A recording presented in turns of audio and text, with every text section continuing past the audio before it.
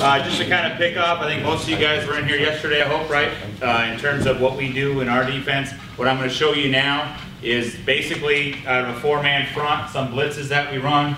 We also run at some odd front, 3-man front stuff, and I'll show you some blitzes from that standpoint too. If you remember what I said yesterday, and the blitz package goes along with that as well, okay? Meaning, I don't want to change our keys and I don't want to change our eye focus for the different things we do so we can be consistent. You can still blitz out of that and still be able to run your base defense along with your blitz package. I try not to change too many things so our guys are not trying to learn too much. And I know from speaking to a lot of you guys individually, you know, you guys get less practice time than we do. So I think that's something that you guys could definitely think about doing in terms of from a practice standpoint to try to keep things as simple as possible and also routine as possible. Okay? So now right now I'm just going to go with our double B-gap blitz, guys. Nothing fancy here. But again, if you remember yesterday, in our base defense in a 4-man front, we have to be gap sound. Okay? Regardless. Okay? Whether you're playing zone behind it, you're playing man behind it, whatever. I've done cover 2 behind this deep front. I've run cover 0. I've run cover 3. You can run all the different coverages you want, and you're still gap sound fundamentally. Okay? So if you look into this front, we got our ends playing C-gap, we got our Sam and our Will backers, basically outside linebackers, blitz and B-gap, and we're pinching hard now with the tackles. You can do 2 different things with those tackles. You can slant them guys right and just run that gap as fast as you want, which is okay. Or you can play it more like a guard read, which we do. If we want to rip the gap, we'll just tag it with a rip call, and that means now they're going really, really hard and ripping and trying to penetrate the gap. If we're playing at base, we are just now trying to basically occupy the guard, and so therefore we got a free runner in here. Okay, so typically when we do this, again, we got 6 guys coming and they have 6 blockers. So what does that mean? If they keep the tailback in, that just means, because right now my monster or my Mike backer, however you want to play with this guy, we play with a hybrid, like I spoke about yesterday, but it can be a true Mike linebacker too. He can be manned up on the tailback. And I'll show something else too where we'll actually peel with the end. But this is just a base inside B-gap blitz. Now guys, when you blitz, most people think, hey, I want to blitz because I want to get pressure on the quarterback. Am I correct? That's usually what most people think. We blitz to basically create negative run plays. Okay? And by doing this, because you guys remember what I said yesterday, our #1 focus on rundowns, especially early in the down, is to create a negative play. So in order for us to do this, now all we're doing is telling our Sam and our Will, we want you coming downhill right away. You're not taking a read step. You're not doing anything. You're just coming downhill real hard right away. You're going to pick up your guard as you go. In this case, it would be a guard read team more than likely. So based on what that guard does, is going to tell the Sam and the Will what they have to do. If they get anything but a pull, they're running through that B gap. Okay? Now, of course, guys, as the play develops, the gap's going to move, correct? Guys are moving, zone plays, power plays, whatever, down blocks, guys are going to move, but you're going to fit your ass in between the B gap, and you're going to hit it. Now, if this guy were to pull, now we go back to our pull discipline where we'll basically say we're going to chase the pull and get it and scrape across the formation. You can still read the pull while you're blitzing B gap, but now you got to go ahead and look at it what the guard's doing. Okay, any questions on the base fundamentals? Pretty simple. Let's watch a few clips of it.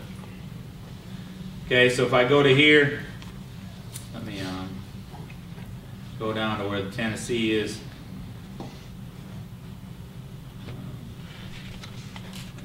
Okay, so now you'll see it right now. Well, we'll go ahead and see what we're doing on the blitz. Okay, again now guys, we play 0 cover behind it. I'm not a zone blitz guy, so you're not going to see any zone coverage between a blitz. Again, usually we're bringing 6, sometimes 7 based on the call, so we're really bringing it in, but again, we're playing 0 coverage off the blitz. Now, if you're playing base defense, you can now play some more zone behind it, but we don't zone blitz at all. We're a man-to-man blitz team, so when we're bringing the blitz, we're coming.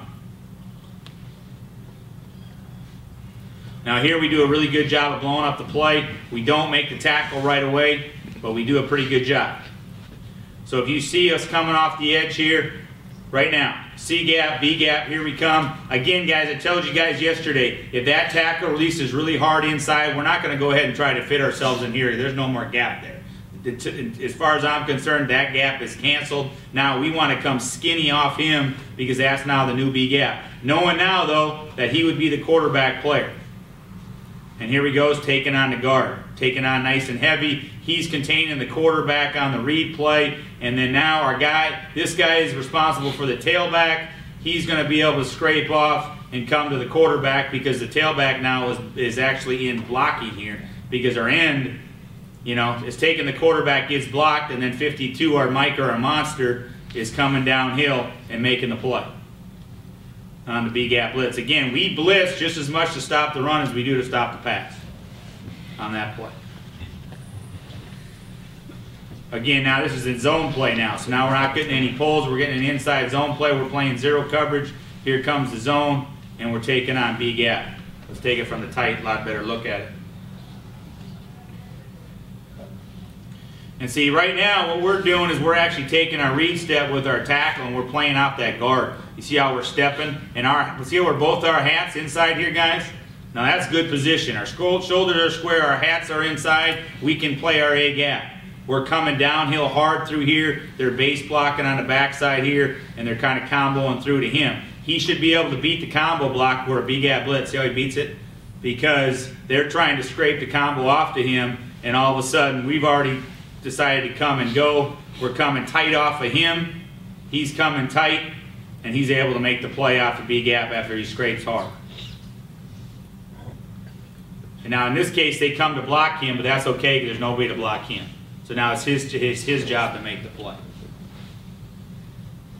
And again, we are a zero blitzing team. Now again, if we were playing cover one for you guys that want this guy back to help out in the pass game, that's a possibility, but then again, remember they'll probably pick him up. So now what you're telling guys is you got to beat a block and then make the play.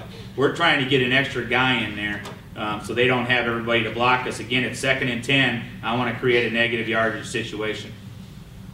And we make a nice play on that. Okay, so again, that's just our base B-gap blitz. Again, nothing too fancy on that, but that's what we're going to do on a B-gap situation. Now, of course, guys, I'm sure everybody runs a double-edge blitz, right? We're bringing guys off the edge. Here's a 6-man. Again, the tackles are doing the same thing, and now our ends are going to pinch and get themselves down in across the face of that tackle. So they should be looking, their first step should be aiming across the face of that tackle. We use the face mask as our aiming point, and we want to get across to him, and we call this a ram technique, and we're ramming down hard inside, and now the Sam and the Will are coming outside. Now the way I have it drawn up is they're just in their base alignment. There's no reason why you can't take this guy and move him up towards the line of scrimmage. So if I wanted to take him and put him more out here and then have him come straight downhill, that's fine too. We do it both ways, and you'll probably see it both ways on the film. And again, same kind of thing though. So now when we do this, obviously our responsibilities have changed, correct? This is just like our pirate front, where we would actually be a B-gap player and we'd have a C-gap player out here, but now we're going to blitz the C-gap. We're doing the same thing. Again, just understanding, we want to come tight off of this pinch though. As we're pinching down or ramming down with his end, we want to come down tight. We don't want to have a lot of space in between these two guys as we're doing it. Now, as a C-gap player now, these backers now got the quarterback. So if they're running a zone read play, inside zone play, this guy now becomes a quarterback player. Now the end can chase the dive on the inside play. The tackles are doing their same thing. You guys have probably noticed already, just a little bit I've talked, our tackles, you know, they don't have the greatest job for what we do, but they're basically taking A-gap. And they got to own that A-gap. That's all they pretty much do. We twist and stunt a little bit, but again, they're really playing into that A-gap hard. So let's go to a couple of these Indiana plays here. You guys can see it. Okay, here we go. We got a look here. We got a bunch look on us. Same kind of thing. And you can see our backers. Now they're kind of timing it up here, which is fine. Again, you can determine how you want to do it. And again, we're playing man coverage. Now guys, I didn't talk a lot about man coverage yesterday. I didn't get a lot of time talking about the secondary. But again, the secondary, as you can see, we're in a lot of times we're in a press position, especially on the outside, and we'll play off a little bit based on the situation, but we do it both.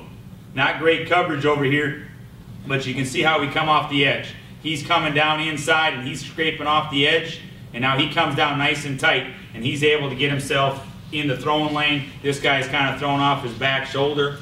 He's kind of, you know, not stepping into the throw great. And now even if they were to catch it, we'd be able to tackle this, I think, short of the first down because it's 3rd and 8. And they got to get all the way down to the 2-yard line. And I think we could probably make that play coming off the edge. You can see that here from the tight as well. Now remember, the good thing about this blitz, guys, this is turning into a 7-man blitz real easy, and I'll talk about tagging it with a follow call, meaning that would automatically put him in there. But what we tell this guy here is if he were to come down in here and he were to block, he can scrape and go get him. And I think you'll see a couple clips of that. So as he comes in and blocks, if he were to flush out here, he could come and go get him. And we basically have 7-man pressure while we're reading that tailback because that's our guy. Okay, now we got the edge blitz on the zone read play. And here it comes out. So this is very simple defense in terms of what we're doing. This guy comes down inside. He's now the B-gap player. He's trying to cross the face of that tackle, but that tackle goes hard away from him. Same rule, right? Same rule if that went hard away if I was a B-gap player as a linebacker. Again, we're not going to change the rules. It's the same thing. If he squeezes really, really hard inside, I'm just coming down flat, and I'm making sure there's no gap in between there anyways, and now I'm taking the dive. So as I come down, that dive is covered. But now he's got to see it. Now he's the quarterback player. So he can scrape off and now take the quarterback. And we're doing a good play here. Now again, just because you're in 0-man coverage doesn't mean the secondary can't get involved either. So again, teach your guys, once they're here, they're reading run at this point, right? That's not a pass route. And they see this, will now work into rip off and get to the play. And you can help out into the pass route. Again, all our guys out on the perimeter, though, they don't care what's going on. Okay? As you can see, these guys are all looking where their guys are going. Okay? My eyes are here, my eyes are here. 52 is looking for the dive because that's his guy. So he's all on him, and now he scrapes out to make the play. If you guys are getting a lot of zone teams that are running a lot of zone read and RPO stuff, I mean, this is a good way to take care of some of that RPO if you don't mind playing man-to-man on the outside. Because there really isn't a run-pass option here. I mean, he can give it if he wants. If he decides to take it, he should be taking it in the chin. Okay? Because we should have a guy in his face immediately, whether it be the linebacker or the end. Anybody ask me the best way to stop an RPO is just play man-to-man coverage. And send your end or your linebacker at the quarterback every time. They're not going to RPO you much anymore. Because there's a guy in his face. Okay, again, same play here on the Indiana. This is more like a draw delayed play up inside. And as you can see, our end now knows he's not the quarterback player, but he is. I'd like to see him come even a little bit tighter, a little bit more urgency, coming down hard, but we're covered on that play as well. Okay, this is the same thing. We call this out of pirate, just meaning our ends are going to squeeze a little bit more. Now we're going to be in a tighter look in our pirate front. We're in a true 5 technique, not be out so wide. But again, we're just coming off the edge, and we're able to overwhelm them as we come and get a sack here. Again, guys, if you're going to play a lot of man coverage, you need to get pressure on the quarterback. Okay, so you might as well, allow those guys to come quite a bit. Unless you got really good defensive ends or defensive pass rush, but you need to get pressure on the quarterback. And the reason why we do it very simple in terms of being gap sound, again, because we're going to play man-to-man on 1st and 2nd down. We can still be really good fundamental against the run. This happens to be 4th and 7, but we're still coming. And in this case, they don't pick up the inside end. This is actually our second group. We're up on these guys quite a bit at this point in the game. And we get pressure on them, we run by them, but we get everybody to the football.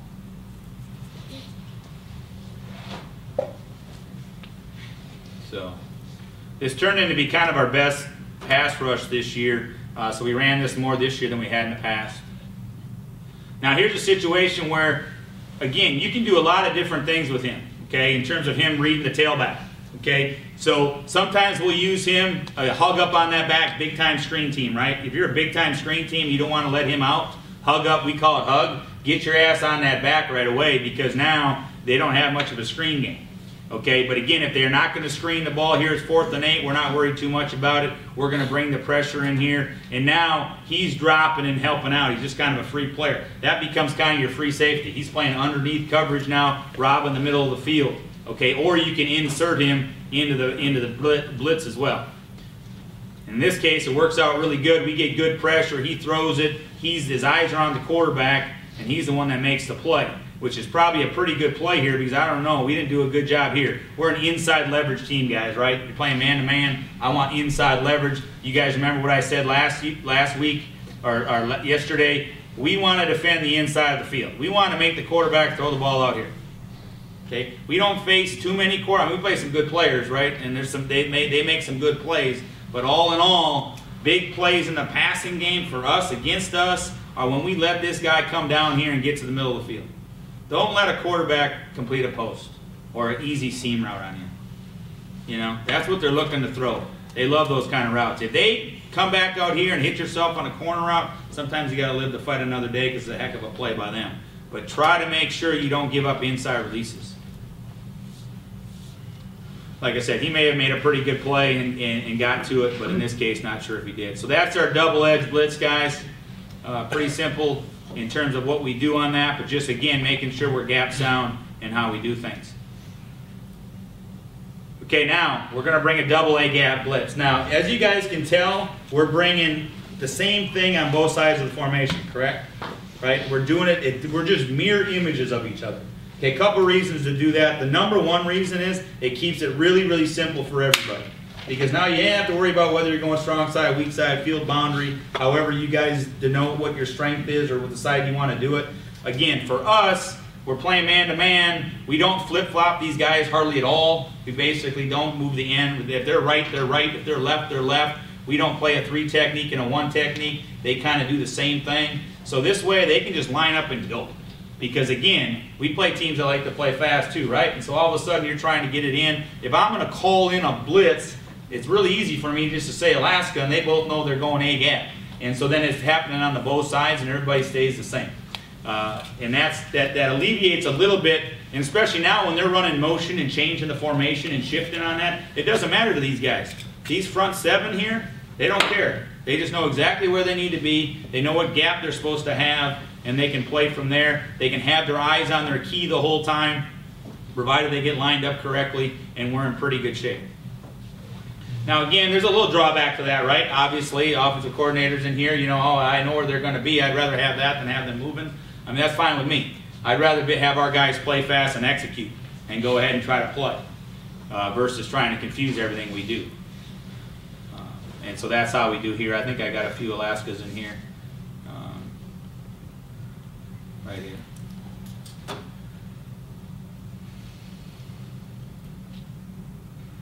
Now this is actually out of a Cougar front, which just means we got actually a little different personnel. But once I tag monster, it gets us into our 4-man front look anyway. So really no difference to you guys. But again, show it from the tight copy. Now we're actually coming A-gap. So this would be where we're getting our tackles in B-gap. So this is a few times where we changed that. And again, that can mess people up a little bit too because we don't play B-gap much. And then now we're right through here. Now this is a really good, this isn't a great blitz necessarily, but watch the tackle here. Again, we don't split double teams very often. We rarely do it in A-gap because we're trying to down block this guy across. But now we're a B-gap player, and watch him get in between the guard and the tackle. And he's able to stuff the play because now he's going to B-gap and other guys are going A. A lot of guys in there, not pretty much anywhere to go. 4th and 1, we get the stop. Okay, here's another one on quarterback counter play. And we come through free here on the counter.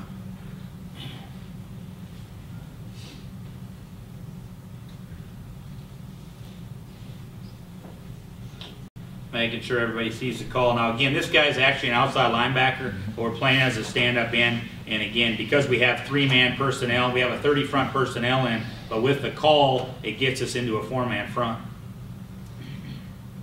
And again, we had to run more of that. See how we're coming straight through free here on the A-gap blitz. Here he comes. Now we're chasing that thing. Because again, he still sees that coming across. To him, that's a pull. guard and center are pulling. As he comes through the A gap, he sees it, and he knows the ball's coming this way. We do a good job on the defensive or the outside backer here on the edge. He's a C gap player, takes on the puller, okay, and he's able to keep his outside arm free. I wouldn't say it's great technique, but he makes the play, and we're able to run it down through there, coming through free.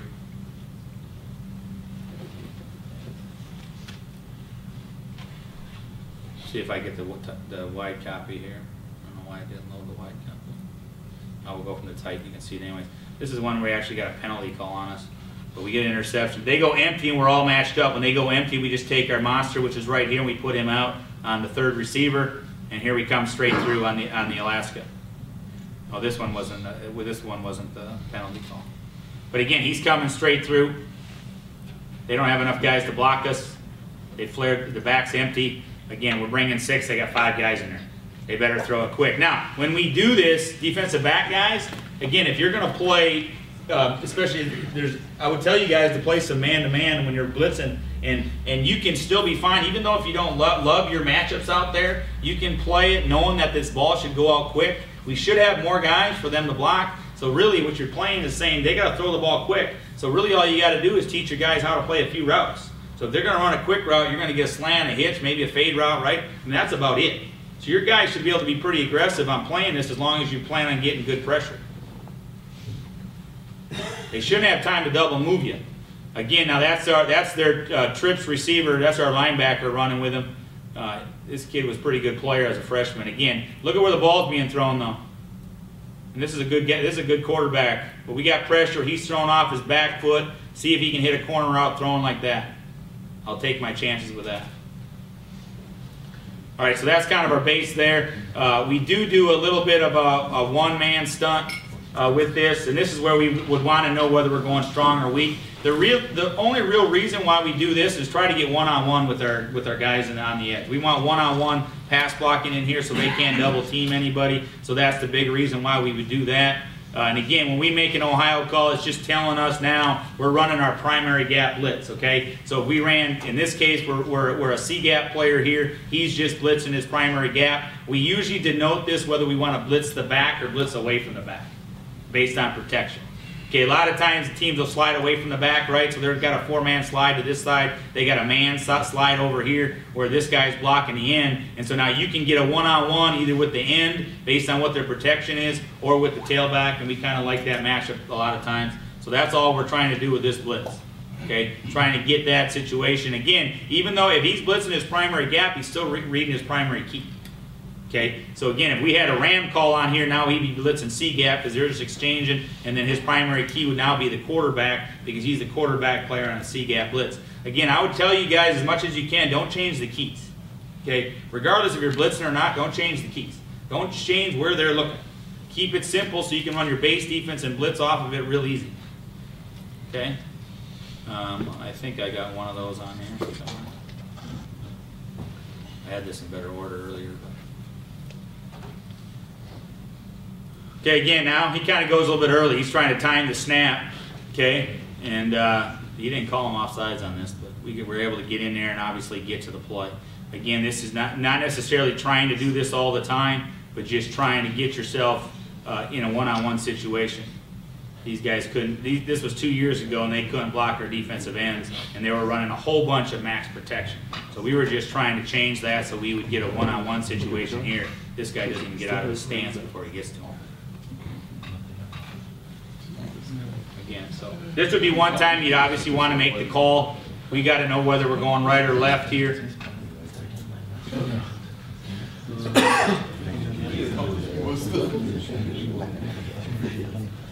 Now we can also, right here, the one thing I'll tell you guys, if we want to follow the blitz, meaning we want to overload, okay? So in this case, again, a lot of guys want to overload to the side, so you got 3-man coming, only 2 guys to block. All we have to do there is make a follow call, which means these 2 guys would end up going into the same gap.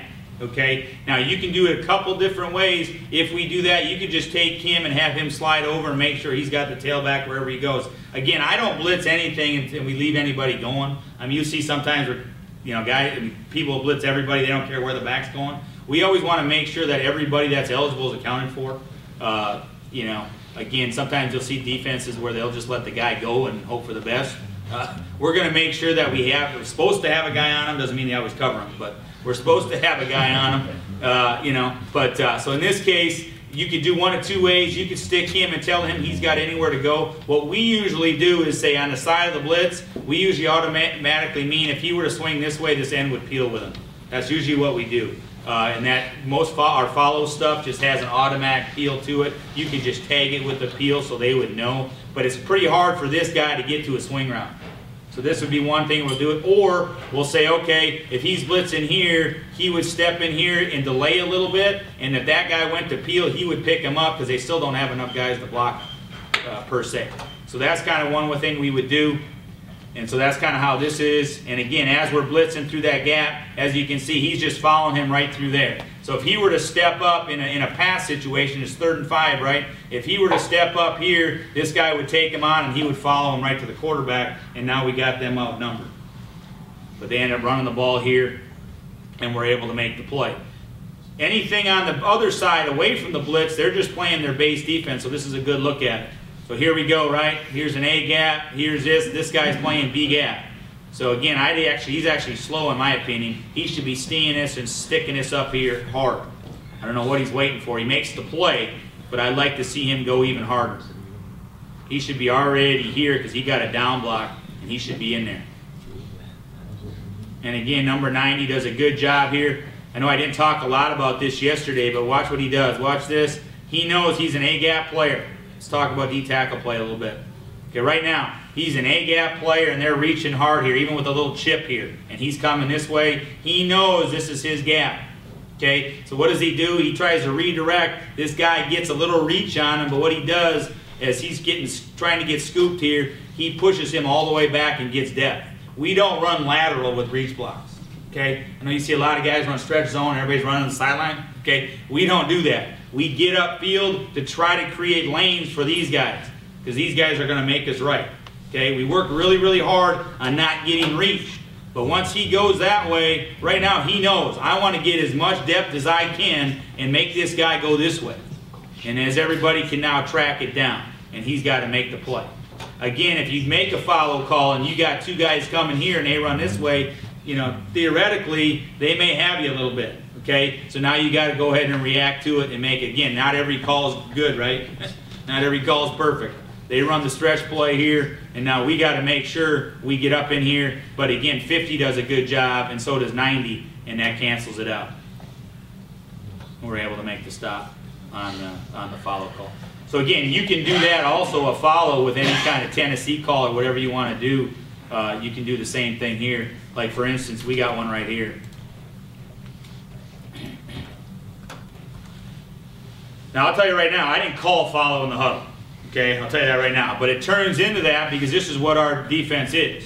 Okay, our defense is if he gets blocked, he can overtake. Now number one's a special player here, and he's able to make this play on his own, but he knows that that's part of our defense. So when he's got this guy man-to-man, watch what happens. We're blitzing our primary gap. Here they come. He gets caught off, and he goes and takes over. Okay, and again, you know, normally if he wasn't as athletic as this kid is, we'd probably want him up here tighter, and then he can go. But again, this guy could kind of freelance and make some plays, and now he's coming off and making the sack. So we get a sack from basically a free safety with an extra guy in the blitz game. So we can, again, it's kind of built into the defense that you can get an overload without necessarily having to overload from one side. And again, I prefer this just because of the way I am in my own philosophy. I like to be gap sound no matter what we're doing, especially if it's 1st and 10. Okay? And so now as he comes downhill hard, we teach 54 here, we teach him that we want him to spill the ball once he gets into the situation, so that gets him an easy angle to come get him as we're coming off the edge here. Now he sees that he can fire and go get him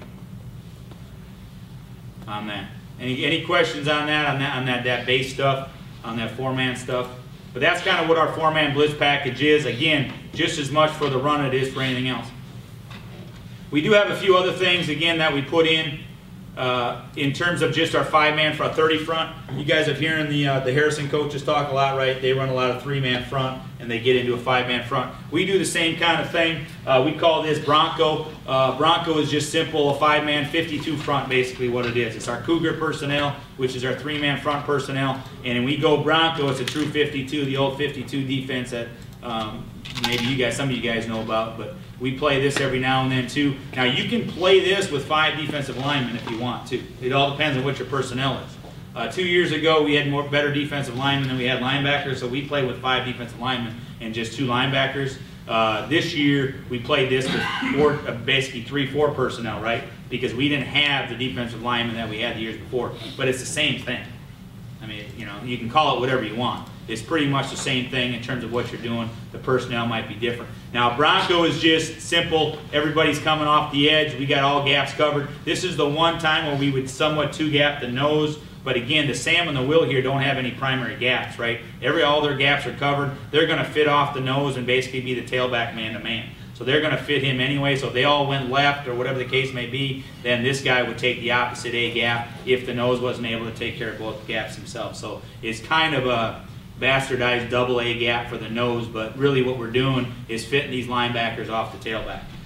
Okay, the tailback, and for instance, if we went like this and this tailback came this way, right, he would now be outside arm free to the tailback, and now he would be inside out from the backside, right, taking care of cutback or whatever, playing off the direction of the nose. Now we can slant the nose as well, and I'll get to that here in a minute. But in terms of just our base defense, this would be Bronco. We also will run the Cowboy. I think that Harrison coaches were talking about, they call this different, but they do the same thing. Okay. Now they're ripping hard C gap. He's coming hard down into B gap, and that's kind of our base defense out of our 3-4 or 5-2 base 30 or 50 front, based on what your personnel is. It's pretty much the same thing. I can show you a few of those.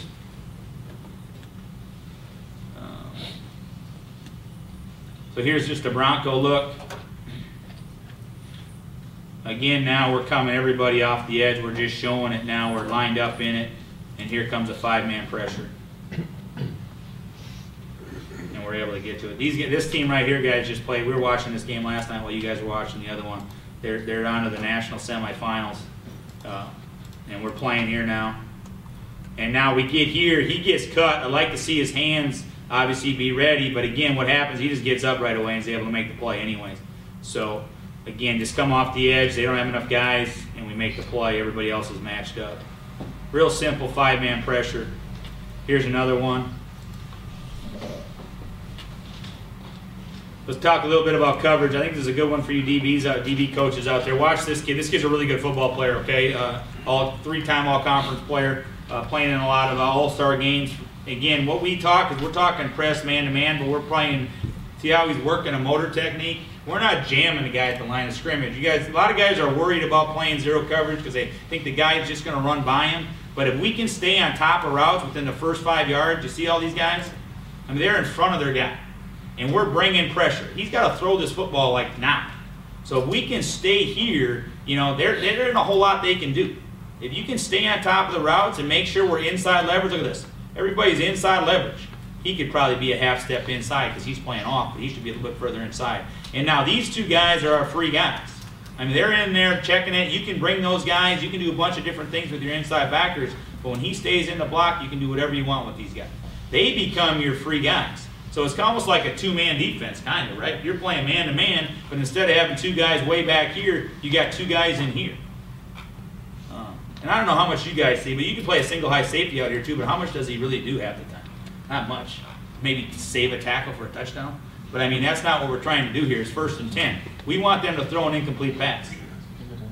And now it's 2nd and 10. But watch him on the outside release. His feet are good. He's staying on top. And right now, he squeezed him. He's man turning into him because we're playing man-to-man, right? That's a good man turn there. And then now, he's able to squeeze. He's more than even with him. Now he can go play the football. And again, look what everybody else is. We're always on top of the route.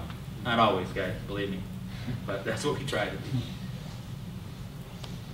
Okay, here's another one. Or is this the same one? That's the same one. It just went back to it. I must be on the bottom. Oh, we can watch this from the tight too. as we're coming through. Again, you don't always get to the quarterback, but the whole problem, again, blitzing isn't always about getting the quarterback. It's kind of about speeding things up. Let's look at a couple Cowboys here. How much time do I got? I got a few more minutes. Yep. Okay, so this is from a couple years ago. Now we're stunting. See the stunt we got going? This was kind of a crazy play. So here's a situation where we got 5 defensive linemen in the game, guys. We got 4 defensive ends and a defensive tackle playing nose, but these are all 4 defensive ends. And they're just coming hard. Again, look at the coverage. We're staying on top. We get it here. We get the sack, and it ends up in his thing, and we end up getting a huge loss.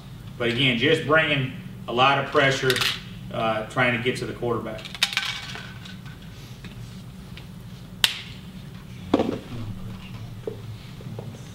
This is this year, so now we look more like a traditional 3-4, don't we, right? We got the guy off here, we got him at the line of scrimmage, and we're playing more of a true 3-4 look, but we're still going to run the Cowboy. And we get to it. Now again, we didn't fire real hard here. I'm not sure exactly why. Linebackers should be going harder. But we're getting a really good push here on the pass rush. And again, we got everybody covered here. Nobody is chasing receivers. Okay, his guy stayed in and blocked, so now he's free to help him out. We got a double team there. So they're max protecting, and we're in pretty good shape with our coverage. But again, defensive back coaches, D coordinators, whatever, keep these guys on the top shoulder of the receiver. There's no reason to be in trail position ever. You know, unless you want to play 2-man with 2 high safeties up here, but then again, what are you going to do with the quarterback when he keeps it and runs it? You got nobody for the quarterback half the time, unless you really drill that hard and you're good at it. But try to stay on top of those receivers, guys, and man-to-man. And there's no reason why you can't do that from a press position or an off position. You can do it either way. Just keep them in there from that standpoint.